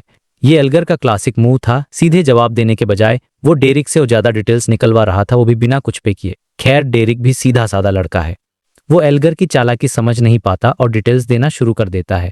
वो बताता है कि मूर्ति के अलावा वहां दीवारों पर बहुत सारी पुरानी पेंटिंग्स यानी म्यूरल्स भी थीं, जिनके आसपास खतरनाक बुरी आत्माएं थीं, जिन्हें 6 मेंबर काउंसिल के 2 एल्डर्स की टीम ने खत्म कर दिया है। डेरिक कहता है कि उन म्यूरल्स में दुनिया के खत्म होने की भविष्यवाणी यानी एंड ऑफ डेज की प्रोफेसी है, और ये भी बताया गया है कि फॉलन क्रिएटर अपने भक्तों को कैसे बचाएगा, और उसके लिए एक खूनी रिचुअल भी मेंशन है। सोचो कितनी डरावनी जगह होगी वो। और कहानी में एक और मिस्ट्री ऐड होती है जब डेरिक बताता है कि एक म्यूरल के कोने में कुछ अजीब कैरेक्टर्स में लिखा था रोज रिडेम्पशन।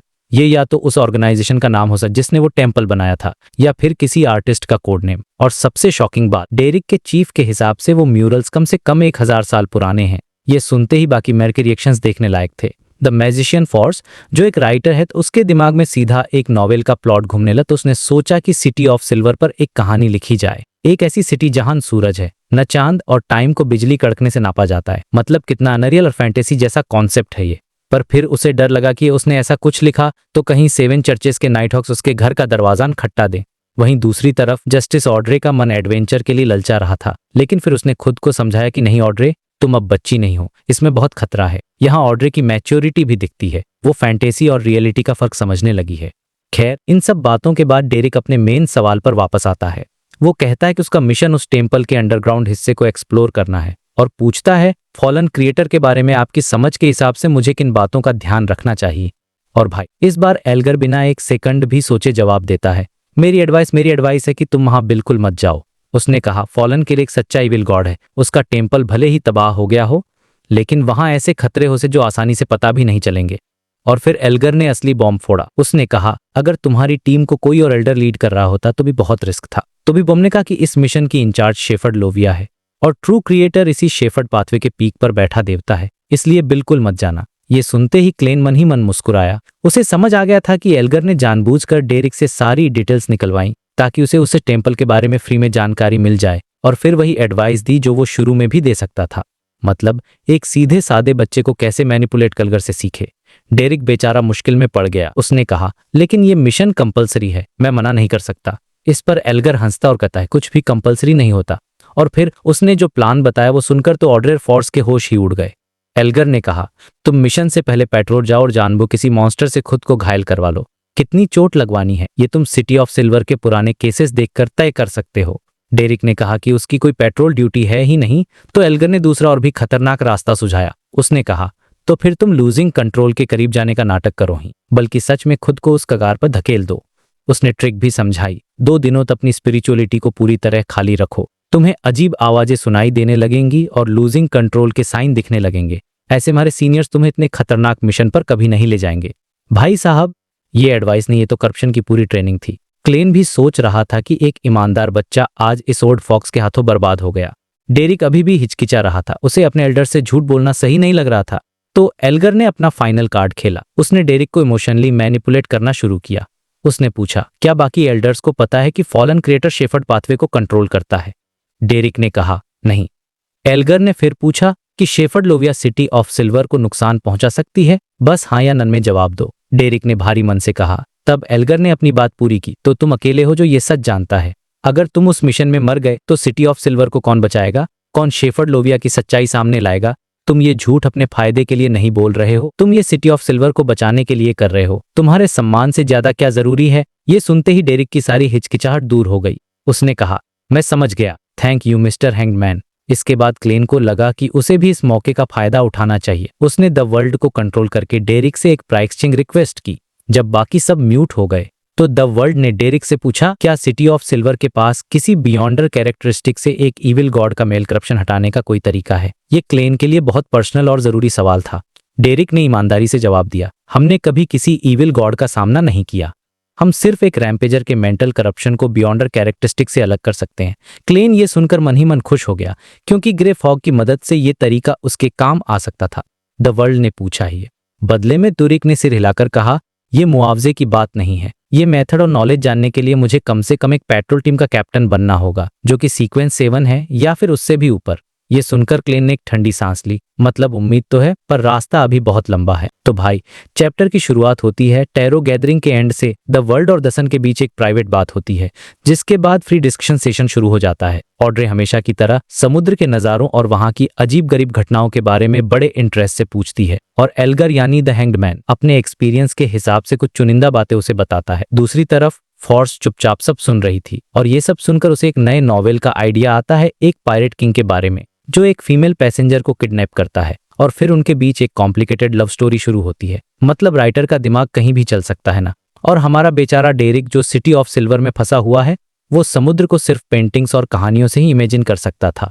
खैर, ये सब चल ही रहा होता है कि क्लेन, जिसकी स्पिरिचुअलिटी धीरे धीरे खत्म हो रही थी, वो गैदरिंग को एंड कर देता है और रियल वर्ल्ड में वापस आकर तुरंत एक नैप ले ले ताकि रिकवर कर सके। अब आते हैं असली कहानी पर। रात के 7:30 बजे एम्प्रेस बोरो में एक नोबल के घर पर फॉर्स एक हुड वाला रोब पहनकर मिस्टर की गैदरिंग में दोबारा पहुंची थी। काफी दिनों बाद वो यहाँ आई थी। वो चुपचाप एक कोने में बैठ जाती है और आसपास देखने का नाटक करते हुए सिचुएशन को समझने की कोशिश करती है, और तभी उसकी नजर अकेले सोफे पर बैठे मिस्टर, ये एक इंट्यूटिव फीलिंग थी, एक गट फीलिंग। फॉर्स को लगा कि पहले वाला मिस्टर जो एकदम बेपरवाह घमंडी सा रहता था, अब वैसा नहीं है। अब वो बहुत दबा हुआ, रिप्रेस्ड लग रहा था, जैसे वो अपने अंदर किसी चीज को कंट्रोल करने की पूरी कोशिश कर रहा हो, और इस वजह से वो पहले से कहीं ज्यादा डेंजरस फील हो रहा था। फॉर्स के दिमाग में एक एनालॉजी आई कि पहले मिस्टर एक पहाड़ जैसा था जिसे हिलाना मुश्किल है, लेकिन अब वो एक फन उठाकर बैठे हुए सांप जैसा है जो कभी भी हमला कर सकता है। सोचते ही फॉर्स को शुक्र महसूस हुआ कि वो अपनी दोस्त जियो को साथ नहीं लाई, क्योंकि अगर कोई एक्सीडेंट होता भी है तो अकेले भागना ज्यादा आसान होगा।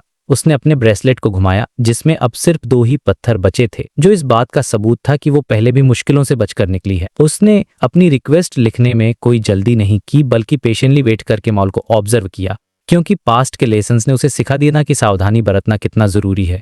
लगभग 10 मिनट बाद उसने एक पेपर और पेन उठाया और जानबूझ खराब हैंडराइटिंग में लिखा, सन डोमेन से रिलेटेड कोई मिस्टिकल आइटम या पावरफुल बियॉन्डर वेपन खरीदना है। उसने नोट अटेंडेंट को दे दिया और फिर से चारों ओर देखा, लेकिन उसे वो बंदा कहीं नहीं दिखा जो इटर्नल ब्लेक्सन का बिलीवर था और प्यूरिफिकेशन में मदद करता था। गैदरिंग में शांत से ट्रेड्स चल रहे थे, और थोड़ी देर बाद फॉर्स की रिक्वेस्ट भी सामने लगे 2 चॉकबोर्ड्स पर लिख दी गई। कुछ ही देर में उसे एक अटेंडेंट से जवाब मिला। एक छोटी सी पर्ची पर बहुत कुछ लिखा हुआ था, और भाई यहाँ से चीजें इंटेंस हो जाती हैं।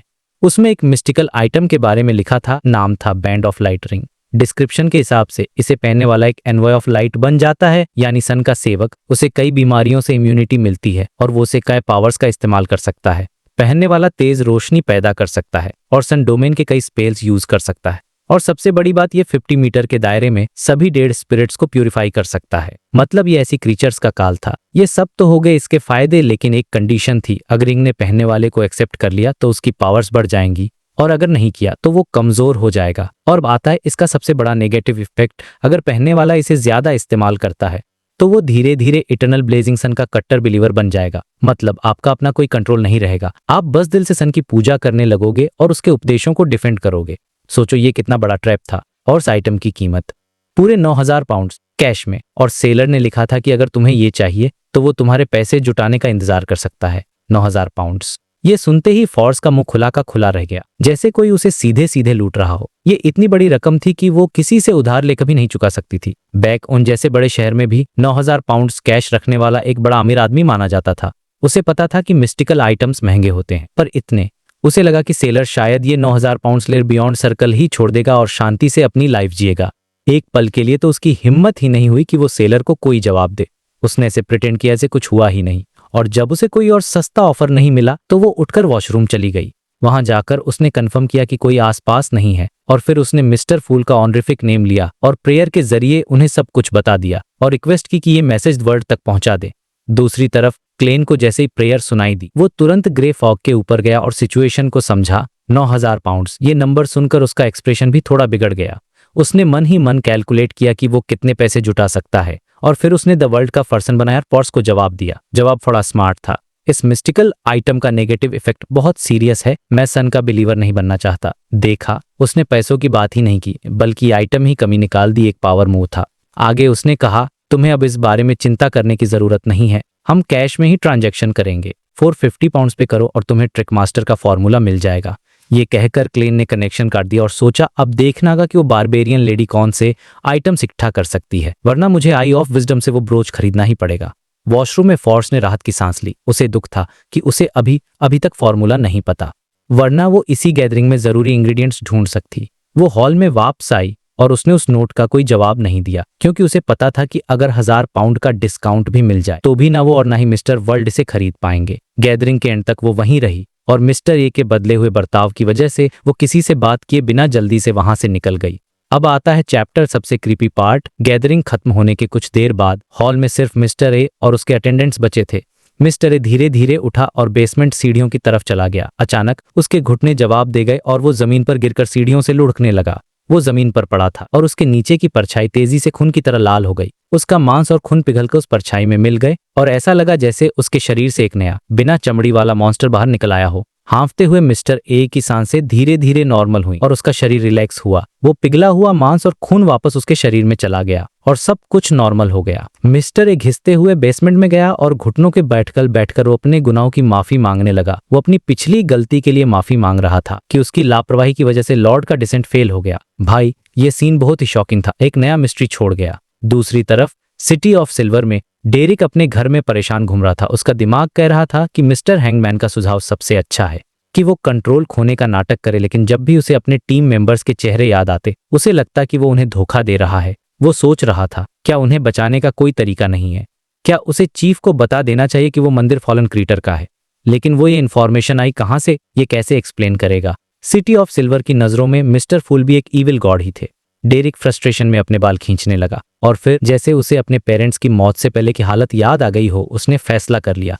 उसने अपनी स्पिरिचुअलिटी को तेजी से खत्म करने के लिए लाइट सप्लीमेंट की प्रैक्टिस करना शुरू कर दिया ताकि फ्यूचर में उस पर कोई शक ना करे। इन सब टेंशन के बीच कहानी हमें हॉल फैमिली के आलीशान विला में ले जाती है। ऑड्रे अपने आर्ट स्टूडियो में आराम से पेंटिंग कर रही थी। तभी उसकी माँ काउंटेस केटलिन वहां आती हैं। वो ऑड्रे को बताती हैं कि लेडी डेला ने एक साइकियाट्रिस्ट एस्केलांटे को रेकमेंड किया, क्या वो उसे अपना ट्यूटर रखना चाहेगी। ये सुनकर ऑड्रे की खुशी का ठिकाना नहीं रहा और वो अपनी माँ को अपना मॉडल बनने के लिए कहती है। ये सीन हमें दिखाता है कि टैरो क्लब के मेंबर्स की दुनिया एक दूसरे से कितनी अलग है। और फाइनली ट्यूसडे की सुबह क्लेन को न्यूज़पेपर से पता चलता है कि आई ऑफ विजडम की गैदरिंग कल रात होगी। ये सुनकर उसे राहत मिली कि अब वो मिस शेरॉन के लिए वक्त पर जरूरी आइटम्स खरीद पाएगा। और इस गुड न्यूज़ को सेलिब्रेट करके लिए उसने फैसला कि वो आज क्विलाग क्लब में एक दिन की छुट्टी लेगा। तो इस तरह सबके अपने अपने स्ट्रगल्स और छोटी छोटी खुशियों के साथ ये चैप्टर खत्म होता है। तो भाई, चैप्टर 344 शुरू होता है क्लेन के साथ। वो क्विलाग क्लब के एक अंडरग्राउंड शूटिंग रेंज में है, मतलब फुल डिटेक्टिव वाली फील आ रही है।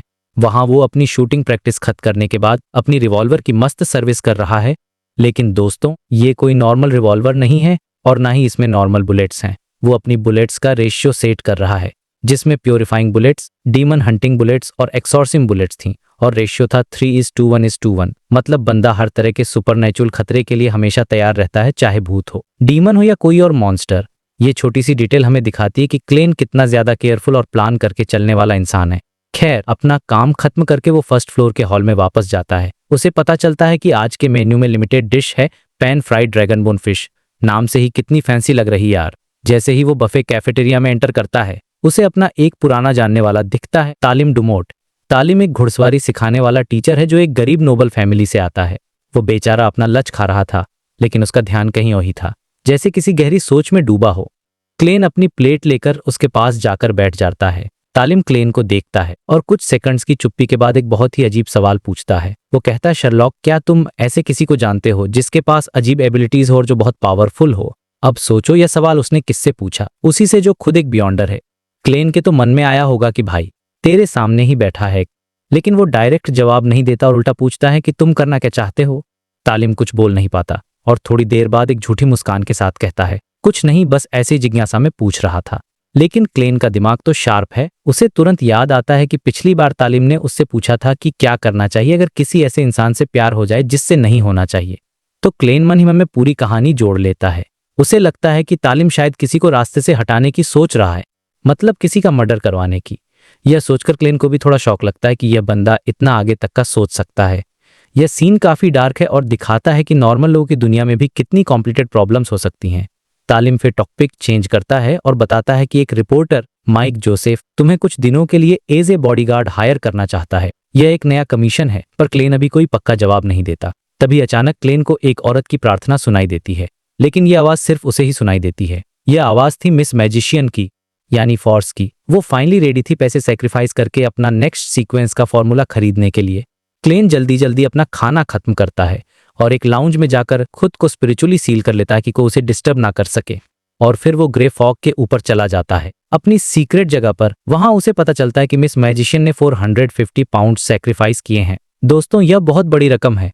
इस सेक्रीफाइस के बदले में फॉर्स को उसके दिमाग में सीक्वेंस से ट्रिक मास्टर का फॉर्मूला मिल जाता है। फॉर्मूला मिलते ही फॉर्स की खुशी का कोई ठिकाना नहीं रहता। वो सालों से इसके लिए मेहनत कर रही थी और अब जब उसे फॉर्मूला मिल गया तो उसे अचानक से मोटिवेशन का एक जबरदस्त डोज मिलता है। उसने फैसला किया कि वो और पैसे कमाने के लिए एक नई बुक लिखेगी। मतलब पैसा इंसान से क्या क्या नहीं करवा लेता है। अब सीन शिफ्ट होता है। वेडनेसडे शाम की बात है। क्लेन आई ऑफ विजडम की ऑर्गेनाइज की हुई बियॉन्डर्स की एक सीक्रेट गैदरिंग में पहुंचता है। उसने अपना पूरा डिस्गाइज पहना हुआ है, एक ब्लैक रोब और एक आयरन मास्क। और इस बार वो खाली हाथ नहीं आया था। उसके पास 1674 पाउंड्स कैश और 5 गोल्ड कॉइन्स थे।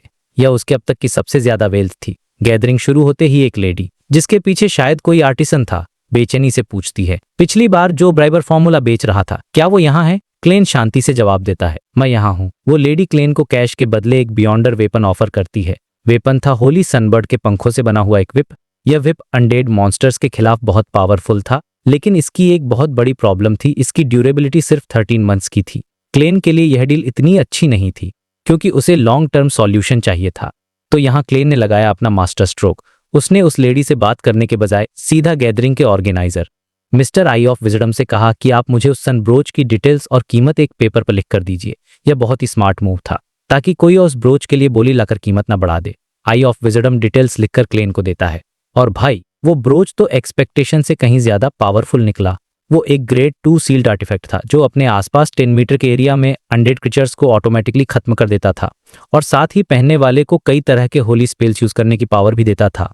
लेकिन इसका एक खतरनाक साइड इफेक्ट भी था। इसे पहनने वाले को हमेशा भयानक गर्मी लगती रहेगी, जिससे धीरे धीरे उसके लूज ऑफ कंट्रोल में जाने का खतरा बढ़ जाएगा। और इसकी कीमत फिक्स्ड प्राइस 2000 पाउंड्स। यह सुनकर क्लेन का दिल तो धड़क उठा, लेकिन उसने फौरन फैसला कर लिया। वो उस लेडी की तरफ मुड़ा और कहा, ब्राइबर फॉर्मूले के लिए 900 पाउंड्स कैश। डील तुरंत हो गई और एक झटके में क्लेन की वेल्थ 2574 पाउंड्स पर पहुंच गई।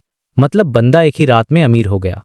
और फिर बिना एक सेकंड भी वेस्ट किए क्लेन ने आई ऑफ विजडम की तरफ देखा और पूरे कॉन्फिडेंस से कहा, 2000 पाउंड्स, मुझे वो सन ब्रोच चाहिए। पूरे हॉल में सन्नाटा छा गया। 2000 पाउंड्स की डील इस लेवल की गैदरिंग में सालों में एक बार होती थी। वहां बैठे सभी बियॉन्डर्स की आंखों में लालच और हैरानी साफ दिख रही थी। क्लेन को पता था कि अब वो कई लोगों का टार्ड भी अपना वादा निभादा और 3 मिनट में वो डार्क गोल्डन कलर का सनबर्ड शेकर आता है। और इसी के साथ क्लेन ने अपनी लाइफ की सबसे बड़ी और महंगी शॉपिंग कर ली थी, जिसने उसे और ज्यादा पावरफुल तो बना दिया, लेकिन साथ ही और भी ज्यादा खतरनाक सिचुएशन में भी डाल दिया था। तो भाई सीन ये है कि क्लेन एक सीक्रेट बियॉन्डर गैदरिंग में है और उसके सामने एक हुड पहना हुआ बंदा खड़ा है जिसका नाम है आई ऑफ विजडम। वो क्लेन को एक डार्क गोल्डन कलर का ब्रोच दे रहा है और बहुत ही जेनरस तरीके से बोलता है, तुम पेमेंट करने से पहले इसे कंफर्म कर सकते हो। मतलब पहले इस्तेमाल करें फिर विश्वास करे वाली स्कीम चल रही थी। खैर, क्लेन जैसे ही ब्रोच को हाथ में लेता है, भाई सीन ही बदल जाता है। उसको अचानक से अपने आसपास बहुत ज्यादा गर्मी महसूस होने लगती है। ऐसा लगा जैसे हवा में भी आग लग गई हो। एक पल में ही उसे लगा कि वो बैकलैंड की ठंडी वाली जगह से निकलकर सीधा किसी रेगिस्तान में आ गया है। उसके ऊपर जलता हुआ सूरज था और चारों तरफ सिर्फ पीली रेत, मतलब टोटल डेजर्ट वाली फील आ गई थी। ये इतना रियल था कि क्लेन के माथे से पसीना आने लगा और उसके मन में ख्याल आया, आइसक्रीम खाने का मन कर रहा है। सोचो, इतनी सीरियस सिचुएशन में भी खाने की याद आ रही है उसको। लेकिन सबसे अजीब बात यह थी कि ये गर्मी सिर्फ क्लेन को महसूस हो रही थी, आसपास के बाकी बियॉन्डर्स पर इसका कोई असर नहीं था। ये क्लियरली ब्रोच का साइड इफेक्ट था। अब क्लेन ने अपनी स्पिरिचुअलिटी को ब्रोच के अंदर डाला ताकि उसकी पावर्स को समझ सके, और जैसे ही उसने ऐसा किया, बूम, उसकी आंखों के सामने गोल्ड लाइट के डॉट्स नाचने लगे और उसके दिमाग में ढेर सारी इंफॉर्मेशन आ गई। उसे पता चला कि वो इस ब्रोच की मदद से सन डोमेन के कई सारे स्पेल यूज कर सकता है, और सबसे इंपॉर्टेंट चीज थी एंजल्स को एक्टिवेट करने का तरीका और मंत्र। जैसे कि अगर वो 2 सेकंड्स के लिए स्पिरिचुअलिटी सप्लाई करे तो आसमान से एक होली बीम ऑफ लाइट आएगी जो अनडेड को खत्म कर सकती है। अगर वो 5 सेकंड्स तक स्पिरिचुअलिटी दे और एंशिएंट हर्मेस भाषा में सन बोले तो वो थोड़ा सा सन होली वाटर बना सकता है जो इविल स्पिरिट्स को भगाने के काम आता है। मतलब ये ब्रोच तो एक पूरा का पूरा प्रिस्ट वाला टूलकिट था। और भी पावर्स थी जैसे फायर ऑफ लाइट जिससे वो हवा में पवित्र आग पैदा कर सकता था, क्लीव ऑफ प्यूरिफिकेशन जो घोस्ट और रेट्स के खिलाफ एक पावरफुल अटैक था, और तो और हॉरर इम्यूनिटी, मतलब इसे पहनने के बाद उसे डर महसूस नहीं होगा। एक और कमाल की एबिलिटी थी सन हालो, जिससे वो अपने आसपास 20 मीटर्स में मौजूद साथियों का हौसला बढ़ा सकता था और उनके अंदर की इविल एनर्जी को खत्म कर सकता था। ये सब जानकर क्लेन सोचता है, नॉट बैड, ये आइटम तो मेरी मैजिशियन एबिलिटीज को कॉम्प्लीमेंट करेगा, बस ये थोड़ा ज्यादा ही गर्म है। अब आती है कीमत की बात। इस ब्रोच का प्राइस था पूरे 2000 पाउंड्स। क्लेन ने अपने पैसे निकाले जिसमें वो 900 पाउंड्स भी जो उसे अभी अभी एक लेडी से मिले थे, और टोटल 2000 पाउंड्स कैश उस सेलर के अटेंडेंट को दे दिए। पैसे हाथ से जाने का दुख तो था क्योंकि उसकी सारी मेहनत की कमाई लगभग खत्म हो गई थी। उसके पास सिर्फ 574 पाउंड्स बचे थे, लेकिन उसे खुशी भी थी कि उसे अपना दूसरा मिस्टिकल आइटम मिल गया था और इसके साइड इफेक्ट्स भी मास्टर की से काफी कम थे। बस एक ही प्रॉब्लम था। इतने पैसे खर्च करने के बाद क्लेन ने सोचा कि अब और कुछ खरीदने का कोई मतलब नहीं है, और वो चुपचाप बैठकर गैदरिंग के खत्म होने का इंतजार करने लगा। गैदरिंग खत्म होने पर आई ऑफ विजडम ने क्लेन की तरफ देखा और कहा, तुम सबसे पहले निकल जाओ। ये एक तरह की हेल्प थी क्योंकि उसे पता था कि इतना महंगा आइटम लेकर जाना रिस्की हो सकता है, कोई भी उस पर अटैक कर सकता है। क्लेन ने उसे थैंक यू बोला और वहां से निकल गया। बाहर आते ही उसने सबसे पहले अपना हुड और मास्क उतारा क्योंकि गर्मी से उसकी हालत खराब हो रही थी। उसने अपनी स्पिरिचुअलिटी से ब्रोच को सील करने की कोशिश की ताकि उसकी गर्मी कम हो जाए, लेकिन कोई फायदा नहीं हुआ। उसने सोचा, लगता है इसे सिर्फ जरूरत पड़े पर यूज करना पड़ेगा। अब कहानी आगे बढ़ती है। क्लेन वहां से निकलकर ब्रेवहार्ट्स बार के पास पहुंचता है। वो एक गाड़ी किराए पर लेता है और तभी उसके सामने एक जानी पहचानी फिगर दिखाई देती है। ये शैरन थी, रेत वाली लड़की। शैरन अपनी उसी इथेरियल आवाज में पूछती है, क्या तुम्हारी तैयारी हो गई है? क्लेन शांति से सिर हिलाता है और कहता है, हाँ, तुम बस एम्बुश की जगह और टाइम डिसाइड कर लो और मुझे बता देना। लेकिन जाने से पहले क्लेन एक और बात कहता है जो उसके मैजिशियन वाले दिमाग को दिखाती है। वो कहता है, कास्पर से कहकर कुछ एक्सप्लोसिव्स तैयार करवाना और उन्हें पूरी बैटलफील्ड पर छिपा देना। शैरन थोड़ी कंफ्यूज होती है और कहती है, हमारा टारगेट स्टीव खुद एक डिमोलिशन एक्सपर्ट है। इस पर क्लेन मुस्कुराकर कहता है, नहीं, मेरा मकसद किसी को उड़ाना नहीं है, मैं तो बस कुछ फायरवर्क्स दिखाना चाहता हूँ। ये सुनकर शैरन कुछ सेकंड्स के लिए उसे देखती है और फिर गायब हो जाती है। अब सीन अगले दिन सुबह का है। क्लेन अपने अपार्ट में तभी दरवाजे पर घंटी बजती है।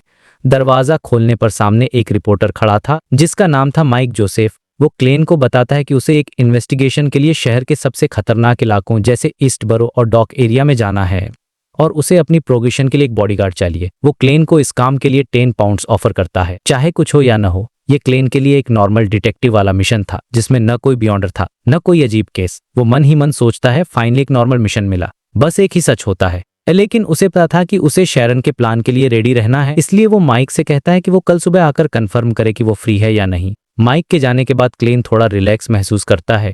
वो सोच रहा था कि बैकलैंड में घूमेगा, म्यूजियम देखेगा, ओपेरा सुनेगा, लेकिन तभी अचानक उसकी नजर कॉफी टेबल पर पड़ती है। वहां एक छोटा सा कागज का टुकड़ा पड़ा था जिस पर सुंदर हैंडराइटिंग में लिखा था, आज रात 10 बजे ब्रेवहार्ट्स बार के पीछे वाले दरवाजे पर मिलना। ये शैरन का मैसेज था। क्लेन एक पल के लिए शॉक में रह जाता है। वो अभी अभी नॉर्मल लाइफ के बारे में सोच रहा था और अब एक्शन का टाइम आ गया था। उसने एक गहरी सांस ली और कहा, क्या ये आखिरकार शुरू हो रहा है?